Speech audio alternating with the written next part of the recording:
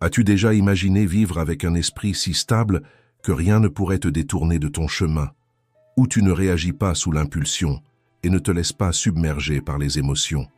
Tu observes, tu respires et tu choisis avec calme une vie où tes décisions naissent de la clarté et non de la colère, où tu n'es plus l'otage de ce que tu ressens, mais le maître de ce que tu fais. Et cela, c'est une capacité que l'on peut entraîner. Les stoïciens ont été les premiers à comprendre le pouvoir des émotions et à entraîner l'autocontrôle, non pas pour devenir froid, mais pour avoir la maîtrise de ce qu'ils ressentent, pensent et font. Et aujourd'hui, tu vas apprendre à développer cette force. J'ai sélectionné 9 leçons simples et pratiques pour t'aider à entraîner ton esprit et répondre à la vie avec plus d'intelligence et non plus par simple réaction. Tu n'as besoin que d'une seule chose, de la pratique. Et la première étape, c'est de laisser en commentaire « Aujourd'hui, j'entraîne mon esprit pour vivre le meilleur de moi-même ». Avant que l'on commence, je te demande juste 2 petites choses. Aime la vidéo et abonne-toi à la chaîne. Ainsi, tu aideras ce contenu à atteindre ceux qui ont eux aussi besoin de renforcer leur esprit. Allons directement à la première leçon. Première leçon. Brise le cycle de la paresse mentale. La paresse mentale est l'une des formes les plus silencieuses d'autosabotage. Elle n'arrive pas avec fracas, elle ne provoque pas de douleur immédiate ni de destruction apparente. Elle se déguise en repos mérité, en divertissement innocent, en juste une dernière vidéo avant de dormir. C'est comme un canapé moelleux qui t'englue. Plus tu y restes, plus il devient difficile de te relever. Et petit à petit, tu arrêtes de penser par toi-même, tu cesses de questionner ce que tu consommes, et tu commences à répéter mécaniquement ce que le monde te pousse à accepter. Tu te réveilles, tu prends ton téléphone, tu fais défiler, tu regardes, tu consommes, tu réponds. Mais à quel moment penses-tu vraiment? Quand as-tu lu quelque chose pour la dernière fois et pris le temps de réfléchir profondément? Quand as-tu entendu une nouvelle et eu envie d'enquêter par toi-même? Aujourd'hui, beaucoup vivent en spectateurs de leur propre esprit. Ils réagissent à tout, mais ne choisissent presque rien. Ils reçoivent des opinions, mais ne construisent pas d'idées, attendent des réponses toutes faites, mais ne posent aucune question. Tu sais ce qui est le plus dangereux là-dedans? C'est que pendant que tu te distrais, le monde continue de te façonner. Les algorithmes décident ce que tu vois, les gros titres décident ce que tu crois, des commentaires au hasard décident ce que tu ressens, et quand tu laisses ton esprit en pilote automatique, tu abandonnes ta liberté avec lui. Sénèque disait « Rien n'est plus honorable que de bien utiliser sa propre raison ». Et encore aujourd'hui, celui qui ne s'entraîne pas à penser devient vulnérable, non pas parce qu'il est faible, mais parce qu'il a cessé d'exercer sa propre force. Pense à quelque chose de simple. Tu regardes une vidéo polémique et tu lances déjà un jugement. Quelqu'un te parle sèchement et tu supposes aussitôt un rejet. Tu reçois un message professionnel sans émoji et tu imagines déjà avoir fait quelque chose de mal. Mais as-tu vraiment pensé? Ou as-tu simplement réagi? As-tu réfléchi? Ou as-tu juste suivi le flot de l'émotion automatique? Sortir de la paresse mentale est un acte de courage. C'est se lever du canapé intérieur de la passivité. C'est ouvrir un livre alors que tu voulais juste faire défiler ton fil d'actualité. C'est questionner une idée même quand elle semble trop évidente. C'est arrêter de simplement être d'accord et commencer à construire ta propre opinion. Cela ne demande pas de génie mais de l'humilité. L'humilité de reconnaître que tu ne sais peut-être pas tout, mais que tu peux tout apprendre, à condition d'être éveillé. Lis, réfléchis, écris, commence à produire, à créer, à décider, car celui qui ne fait que consommer se vide, mais celui qui crée se renouvelle. Et si tu crois que penser est un fardeau, essaie donc le poids de vivre une vie que tu n'as pas choisie. Tu n'as pas besoin de devenir philosophe, mais tu dois cesser d'être manipulé. Tu dois cultiver la lucidité, retrouver ta capacité de jugement, car quand tu penses mieux, tu vis mieux. Marc Aurèle a dit « La qualité de tes pensées détermine la qualité de ta vie ». Et aujourd'hui, les neurosciences le confirment. Tes pensées construisent les chemins neuronaux de ton comportement. Autrement dit, si tu changes ta façon de penser, tu changes aussi ta manière de ressentir, de décider et d'agir. C'est pourquoi, avant de vouloir changer le monde, change la façon dont tu dialogues avec lui. Remplace le « c'est comme ça » par « pourquoi est-ce comme ça ». Remplace le « je suis comme ça » par « qui puis-je devenir ?» Remplace le « je n'ai pas compris » par « je vais chercher ». Ne vis pas en pilote automatique. N'accepte pas de vivre comme un simple répétiteur d'idées que tu n'as jamais questionnées. Choisis d'en être l'auteur. Écris ici en commentaire « Aujourd'hui, je sors de la paresse mentale ». Commence à exercer le plus grand pouvoir que tu as entre les mains, choisir de penser et de réagir avec sagesse, car un esprit entraîné est le début d'une vie avec clarté, avec présence et avec direction. Deuxième leçon, conditionne ton esprit pour vaincre. Pense à la dernière fois où tu as essayé de retourner à la salle de sport après une longue pause. Au début, tout fait mal, le corps se bloque, la fatigue arrive vite, et chaque mouvement semble être un effort énorme. Mais si tu persistes, si tu continues à te présenter, ce qui était inconfortable devient une force. Pour l'esprit, c'est exactement pareil. Si tu ne l'entraînes pas, il s'affaiblit. Si tu ne le diriges pas, il prend le contrôle. Et quand cela arrive, tout déraille. Tu commences ta journée avec de la concentration, mais il suffit d'un message déplacé sur ton téléphone pour que tu perdes ta paix. Il suffit d'un commentaire mal interprété, d'un mauvais souvenir, et tu n'arrives plus à penser clairement. Ton esprit, laissé à lui-même, se remplit de bruit, devient réactif et émotionnellement chargé. Il devient une machine à créer des scénarios catastrophiques, à répéter de vieux schémas, à s'auto-saboter sans même s'en rendre compte. Et c'est pour cela qu'entraîner son esprit est si essentiel. Ce n'est pas penser positivement, mais plutôt apprendre à remarquer ce que tu es en train de penser et choisir ce que tu vas garder. Parce que chaque pensée que tu répètes devient un schéma, et ce schéma façonne ta manière de ressentir, de décider et de vivre. Si chaque jour tu te dis que tu n'es pas assez bon, tu commences à agir comme quelqu'un qui ne mérite pas de recevoir davantage de la vie. Si chaque jour tu nourris l'inquiétude, la comparaison et la culpabilité, ton cerveau apprend à voir du danger là où il n'y en a pas, à réagir au monde comme s'il était contre toi, même quand ce n'est pas le cas. Mais si tu choisis consciemment ta concentration, ton attitude et ta réponse, alors quelque chose change. Pas parce que le monde est devenu plus facile, mais parce que toi, tu es devenu plus fort. L'écrivaine Brianna Wiest a dit « Le moment où tu réalises que tu peux choisir ce que tu penses, c'est le moment où ta vie commence à changer. » Entraîner l'esprit, c'est exactement ça. C'est choisir ce que tu vas nourrir. Identifier les pensées destructrices avant qu'elles ne deviennent des décisions. C'est te traiter avec fermeté, mais aussi avec respect. Tu n'as pas besoin d'être parfait. Mais tu dois être présent. Tu dois être le genre de personne qui, même un mauvais jour, choisit une meilleure pensée, qui observe la confusion, respire en son cœur et pense « Qu'est-ce que je peux construire maintenant ?» Est-ce que ce sera difficile? Bien sûr que oui. Mais c'est bien plus difficile de vivre prisonnier d'un esprit que tu n'as jamais entraîné. Un esprit faible abandonne vite, réagit trop et s'auto-sabote en silence. Un esprit fort, même fatigué, sait attendre, sait se reconstruire, sait avancer. Et si aujourd'hui est le jour où tu commences cet entraînement, écris dans les commentaires « Aujourd'hui, je commence à entraîner mon esprit ». Parce que cette décision, simple en mots, est immense en impact. C'est ici que tu tournes la clé. Quand tu comprends que tu peux rediriger ta journée simplement en choisissant où mettre ton attention. Tu n'as pas besoin de tout contrôler. Tu dois seulement diriger ce que tu penses, avant que cela décide de la manière dont tu agis. Troisième leçon. Si tu ne diriges pas tes émotions, tu en deviens l'otage. Imagine une voiture lancée à grande vitesse dans une descente, le conducteur a les yeux fermés, les mains loin du volant, et personne ne sait quand, ni où, il va s'écraser. C'est exactement ce qui se passe quand tu remets le contrôle de ta vie entre les mains de tes émotions. Tout le monde ressent de la colère, de la tristesse, un certain degré d'envie et de frustration. Mais celui qui n'apprend pas à piloter ses sentiments finit par s'écraser dans ses propres réactions. Maîtriser ses émotions, ce n'est pas faire semblant que tout va bien. Ce n'est pas étouffer ce que tu ressens, ni te forcer à être froid. C'est avoir assez de lucidité pour reconnaître quand c'est la colère qui tient le volant, quand l'anxiété appuie sur l'accélérateur et quand la peur essaie de tirer le frein à main. C'est faire une pause avant d'exploser. C'est respirer avant de juger. C'est choisir ta réponse au lieu de répéter tes impulsions. Pense à un exemple simple. Tu rentres du travail épuisé et tu trouves l'évier plein.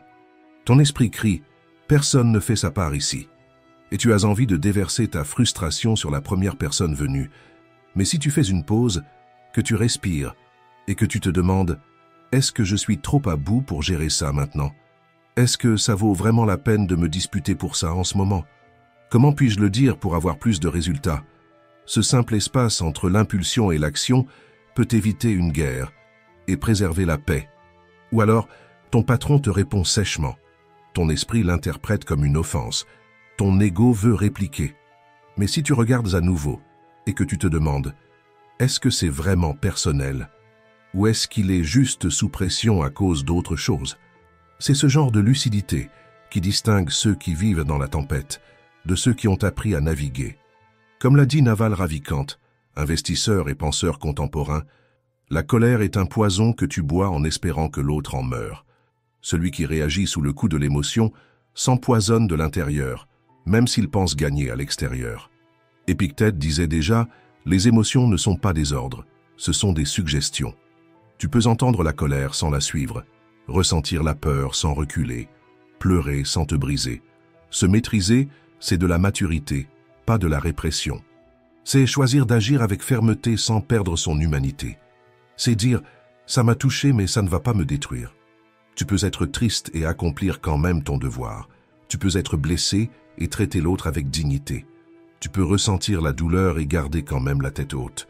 Parce que la vraie maîtrise émotionnelle, ce n'est pas l'absence d'émotion, mais la présence de conscience.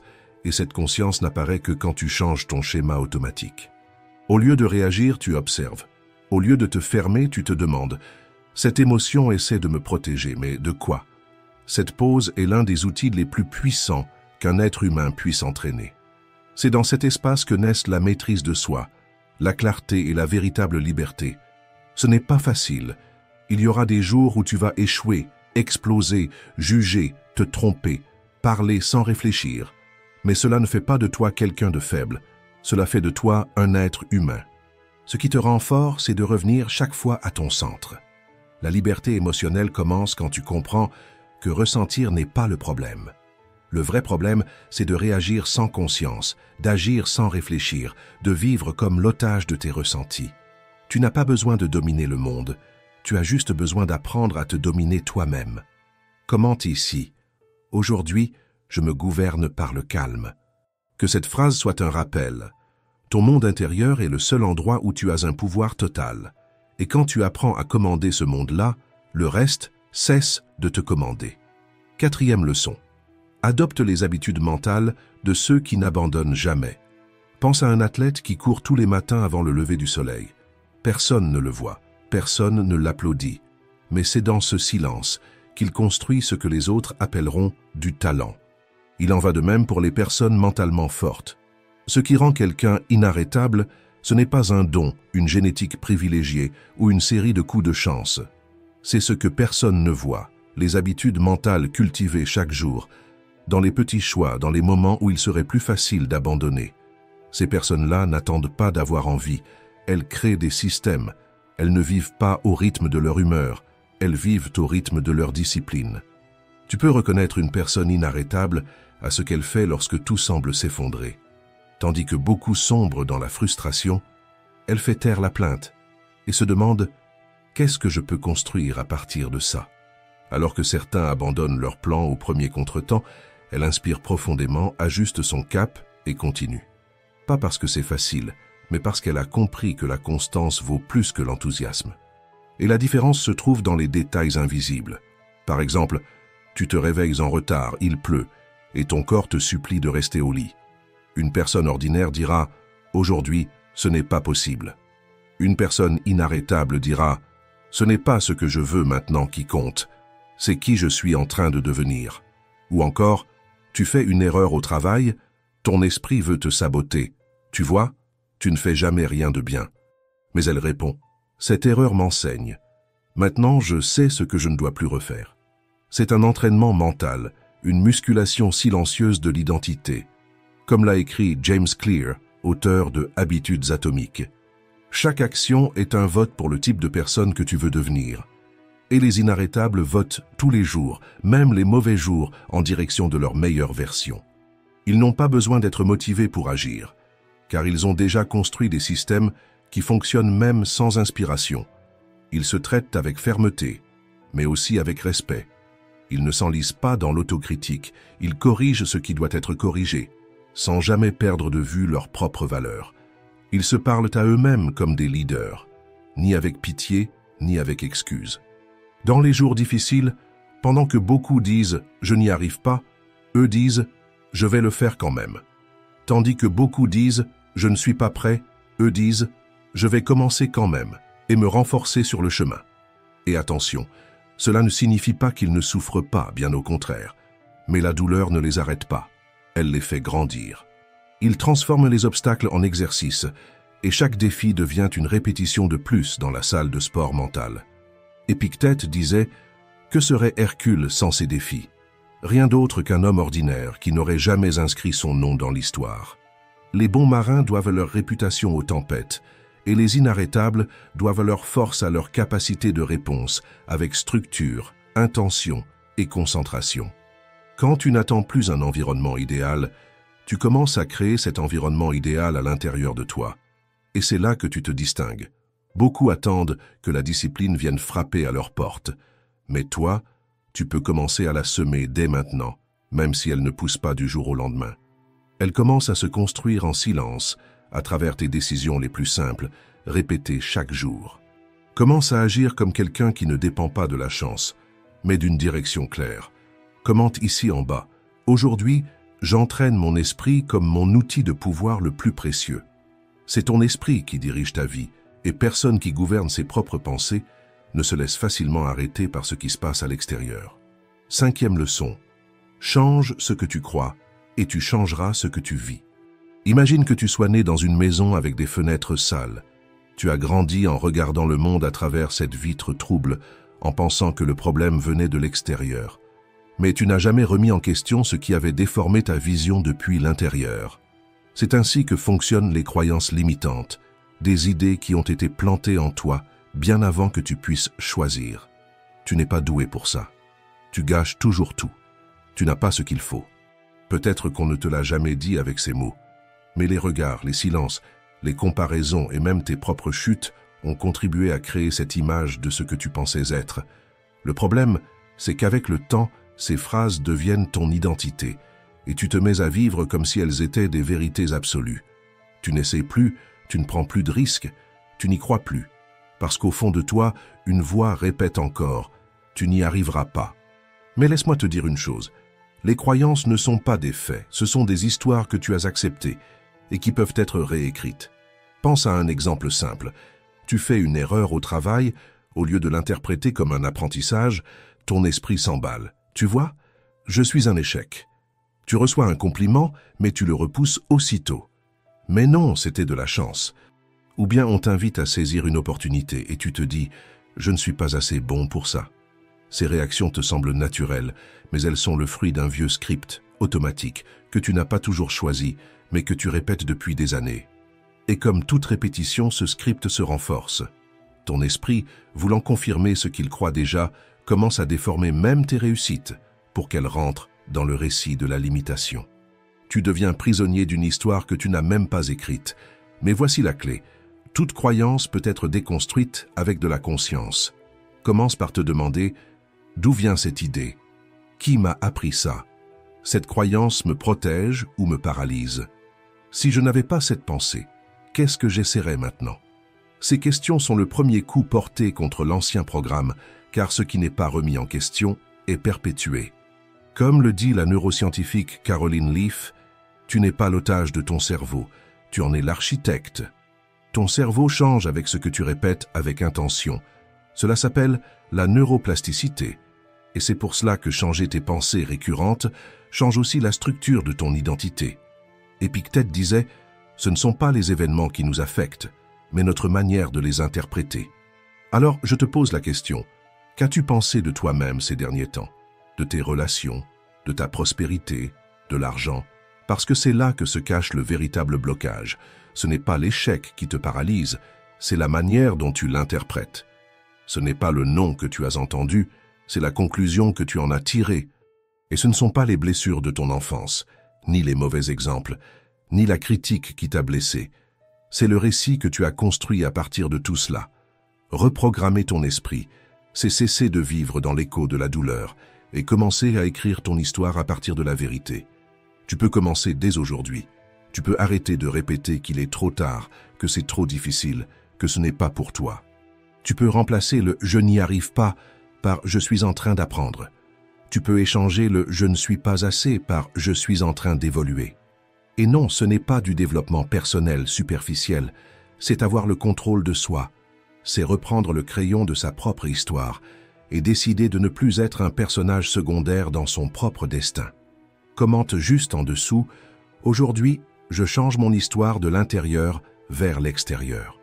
Crois-y, parce que le monde ne change que pour ceux qui ont le courage de changer leur propre esprit. Et lorsque tu reprogrammes tes certitudes, tu transformes ta réalité. Tu cesses d'être limité par le passé et tu commences à être propulsé par ce que tu choisis de construire à partir de maintenant. 6e leçon. Va au-delà de ce que la plupart sont prêts à faire. Imagine un matin froid, ton corps lourd, le réveil qui sonne pour la 3e fois. Personne ne saura si tu te lèves maintenant ou dans 1 heure, mais c'est précisément là, dans ce moment ordinaire, que ton identité est en train d'être forgée ou affaiblie. La résistance mentale ne naît pas dans des discours enflammés. Elle naît dans ces petits affrontements quotidiens avec ta propre envie de remettre à plus tard. C'est quand tout en toi veut s'arrêter et que, malgré tout, tu te lèves. Quand la motivation a disparu et que, malgré tout, tu avances. Ou lorsque tu es fatigué, frustré, sans voir de résultat, et que malgré tout, tu fais ce qui doit être fait. C'est cela que peu de gens sont prêts à faire. Tout le monde rêve d'évoluer, mais, en réalité, peu sont prêts à cultiver la force mentale que cela exige. Parce que ça fait mal, parce que cela demande à être cultivé, nourri, arrosé et construit, alors que souvent, on nous a seulement appris à céder, à abandonner et à nous replier. Tu veux voir comment cela se manifeste dans ton quotidien. Tu promets de te lever tôt pour t'entraîner, mais la couette est chaude. Tu dis que tu vas étudier, mais ton téléphone est plein de distractions. Tu t'engages à économiser, mais voilà qu'une promotion surgit. C'est dans ces moments-là, dans ces détails, que tu révèles qui est aux commandes, la discipline ou le désir passager. Comme l'a dit Angela Duckworth, spécialiste de la résilience et auteur du livre « L'art de la persévérance », la différence entre les gens ordinaires et extraordinaires, ce n'est pas le talent. C'est la capacité de continuer quand tout est déjà devenu difficile. La résistance mentale se construit dans l'inconfort. C'est là que naissent la constance, la maîtrise et le respect de soi. Alors que beaucoup s'arrêtent à la première difficulté, les résilients prennent une grande inspiration et avancent. Pas parce qu'ils sont pleins d'énergie, mais parce qu'ils ont déjà décidé qu'ils ne vivraient plus sous le contrôle de la paresse, de l'anxiété ou de la peur. Ils comprennent qu'à chaque fois qu'ils font ce qu'ils n'ont pas envie de faire, mais qu'ils savent être justes, ils sont en train de gagner une guerre silencieuse. La guerre contre l'auto-indulgence, la guerre contre la médiocrité et contre la procrastination qui détruit des rêves prometteurs. Et il ne s'agit pas de faire l'impossible, mais de faire l'essentiel, avec constance, jusqu'à ce que cela devienne non négociable. Tu n'es peut-être pas la personne la plus talentueuse de la pièce, mais tu peux être la plus engagée, celle qui se lève jour après jour, celle qui agit même avec la peur, celle qui continue sans chercher la validation. Marc Aurèle a écrit « La vie, ce n'est pas attendre que la tempête passe, c'est apprendre à marcher au milieu d'elle ». Cette phrase est un entraînement. C'est se dire à soi-même « Aujourd'hui, ça va faire mal, mais j'y vais quand même ». C'est faire la vaisselle quand ton corps veut s'allonger, c'est étudier quand ton cerveau veut s'éteindre, c'est respirer et continuer quand la fatigue frappe. C'est ça, la résistance. C'est faire taire l'excuse, endurcir ton esprit et faire ce qui doit être fait. Parce que l'extraordinaire ne sera jamais accessible à ceux qui ne font que ce qui est confortable. Si tu veux entraîner cette posture dans ta vie, écris en commentaire. Je choisis de faire quelque chose de difficile parce que je mérite l'extraordinaire. Répète cette phrase avec sincérité. Laisse-la devenir ton nouveau standard. Parce que lorsque ton esprit apprend à ne plus céder, ton chemin apprend à ne plus s'arrêter. Et c'est là que tu deviens dangereux pour ton ancienne version. 7e leçon. La paix meurt quand l'attente grandit. Imagine que tu entres dans un restaurant, affamé, tu passes ta commande et tu attends. Une demi-heure passe, personne ne te sert, tu t'irrites, tu te plains, tu pars frustré, avec l'impression que ta soirée est gâchée. Maintenant, imagine que tu entres dans le même restaurant mais en sachant déjà que le service est lent. Tu apportes un livre, tu commandes tranquillement, tu te détends et, quand la nourriture arrive, tu en profites sans stress.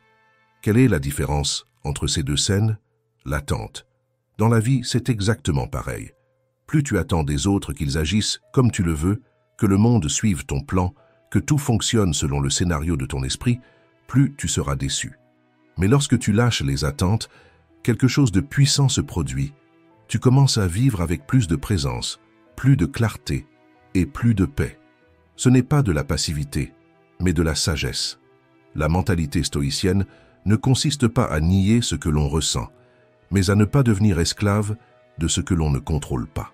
Tu ne contrôles pas si l'on va te répondre avec gentillesse, mais tu peux choisir de garder ta dignité.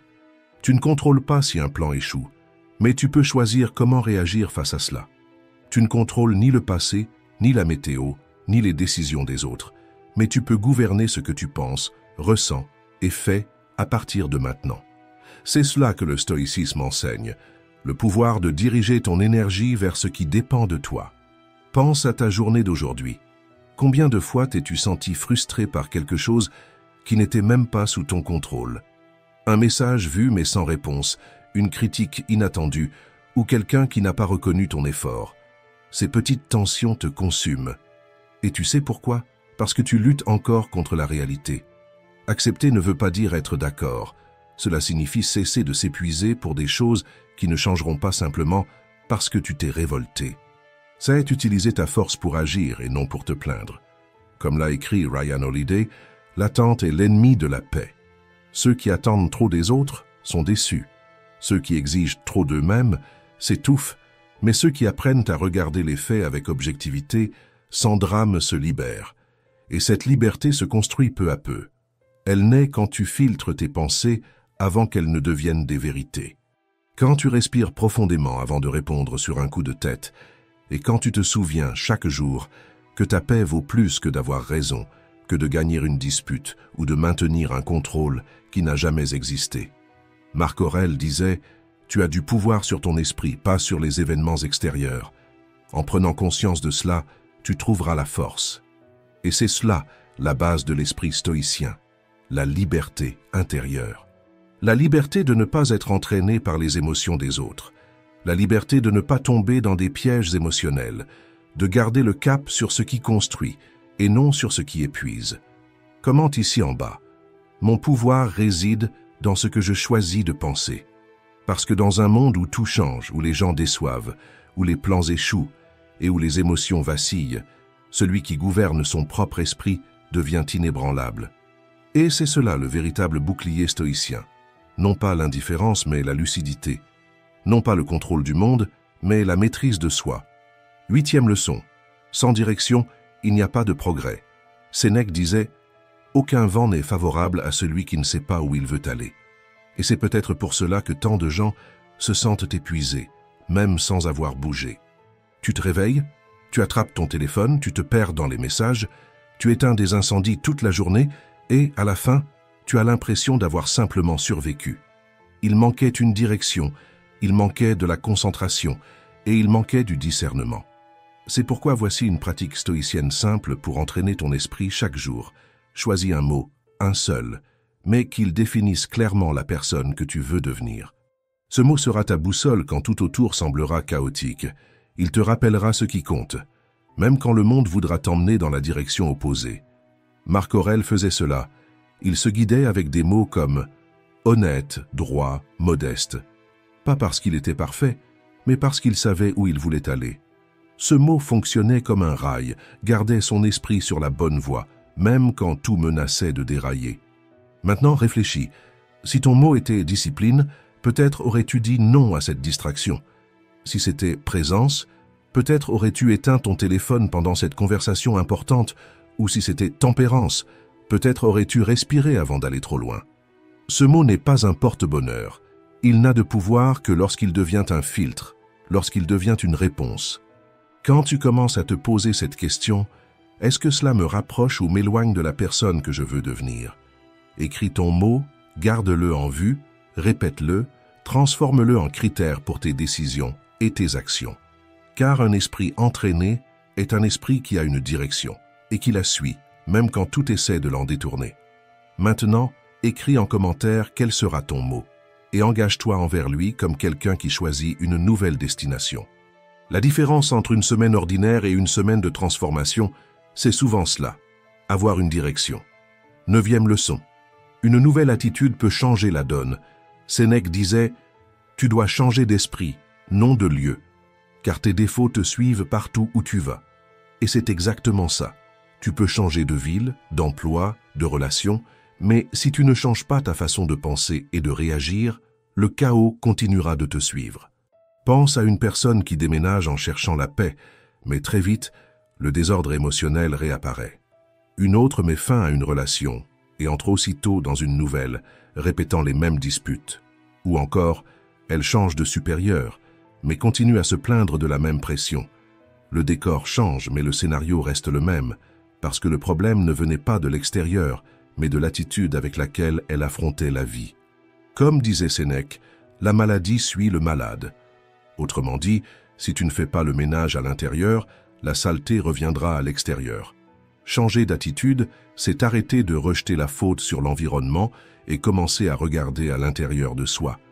C'est reconnaître que peut-être, ce qui te bloque, ce n'est pas la circulation, le patron ou la routine, mais la façon dont tu réagis à tout cela. James Clear, auteur des Habitudes atomiques, a écrit « Tu ne t'élèves pas au niveau de tes objectifs, tu tombes au niveau de tes systèmes. Et le premier système que tu dois ajuster, c'est ton attitude, ta manière d'agir, quand tu es fatigué, frustré, critiqué, ignoré. Pas besoin de révolution. La plupart du temps, changer d'attitude, c'est faire la vaisselle même sans en avoir envie, répondre avec calme à ce message sec, respirer avant de réagir, dire non avec fermeté, sans culpabiliser ensuite, ne pas traîner toute la semaine en attendant simplement le vendredi pour enfin vivre vraiment. Ces petits choix construisent la force mentale que tu cherches tant à l'extérieur. Et un jour, tu te rends compte. Ce n'est pas le monde qui a changé, c'est toi qui as appris à diriger ton propre esprit. Si c'est cette force que tu veux construire dans ta vie, écris en commentaire. Je choisis de changer d'attitude. Parce que ce choix peut sembler petit, mais il change tout. Ta concentration, ton énergie et tes résultats. Et surtout, il change la façon dont tu te vois toi-même. Si cette vidéo a résonné en toi, aime-la, partage-la et abonne-toi à la chaîne. Merci d'avoir regardé.